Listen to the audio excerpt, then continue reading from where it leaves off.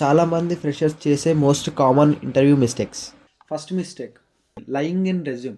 ఇది చాలా పెద్ద మిస్టేక్. చాలామంది చేసే మిస్టేక్ కూడా ఇదే. రెజ్యూమ్లో ఏదేదో ప్రాజెక్ట్స్ చేసా, ఆ స్కిల్స్ ఉన్నాయి, ఈ స్కిల్స్ ఉన్నాయి అని చెప్పి పెట్టేస్తారు. బట్ ఇంటర్వ్యూకి వెళ్ళేసరికి అక్కడ వాడికి తెలిసిపోతుంది. వాడు ఒక్కో క్వశ్చన్ ఇస్తే మీ గురించి మొత్తం అర్థమైపోతుంది. ప్రాజెక్ట్ వీడి చేసిండా, వీడికి స్కిల్ ఉందా లేదా అనేది. వాడు రెజ్యూమ్లో నువ్వు అబద్ధం ఆడితే ఇమ్మీడియట్ రిజెక్షన్ ఉంటుంది.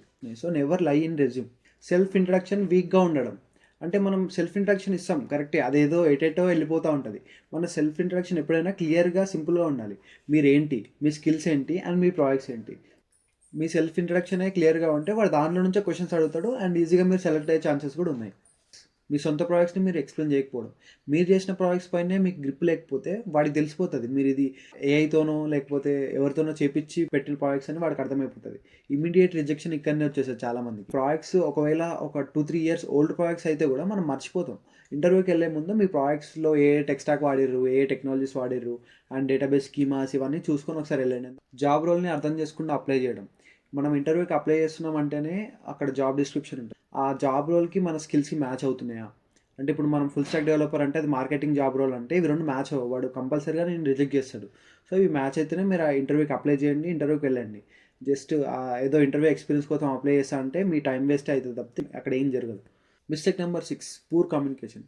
పూర్ కమ్యూనికేషన్ అంటే అట్లీస్ట్ మీరు వాడికి ఎక్స్ప్లెయిన్ చేయగలిగేలా ఉండాలి. అంటే వాడికి అర్థమయ్యేటట్టు ఎక్స్ప్లెయిన్ చేస్తే చాలు. మరీ ఫ్లూయెంట్ ఇంగ్లీషు, పాష్ ఇంగ్లీష్ మనకు అవసరం లేదు. సింపుల్గా చెప్పేసి వాడికి అర్థమైతే చాలు. Mistake number 9, confidence. Lack of confidence and over confidence కూడా దీంట్లోనే వస్తుంది. ఫస్ట్ ఆఫ్ ఆల్ కాన్ఫిడెన్స్ అనేది ఏదో నేర్చుకుంటూ వచ్చేది కాదు. ఆ జాబ్ రోల్ మన స్కిల్స్ మ్యాచ్ అయితే ఆటోమేటిక్గా మనకు కాన్ఫిడెన్స్ వచ్చేస్తుంది.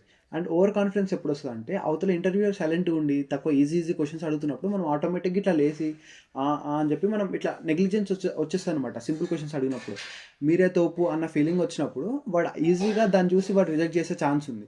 సో ఎప్పుడైనా కాన్ఫిడెంట్గా ఉండండి, బట్ ఓవర్ కాన్ఫిడెన్స్ వద్దు. సో సింపుల్గా ఆన్సర్ ఇవ్వండి.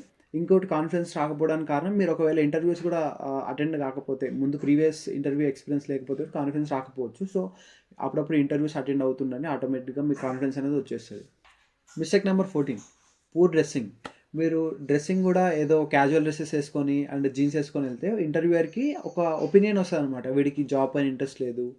సో డ్రెస్సింగ్ కూడా కొంచెం మ్యాటర్ చేస్తుంది. అంత మ్యాటర్ చేయకపోయినా కొంచెం స్లైట్గా డ్రెస్సింగ్ కూడా కొంచెం మ్యాటర్ చేస్తుంది అనమాట. Mistake number 12, body language. ఏదో ఇంట్రెస్ట్ లేనట్టు ఇట్లా కూర్చుంటే వాడికి కూడా మిమ్మల్ని సెలెక్ట్ చేయడానికి ఇంట్రెస్ట్ ఉండదు.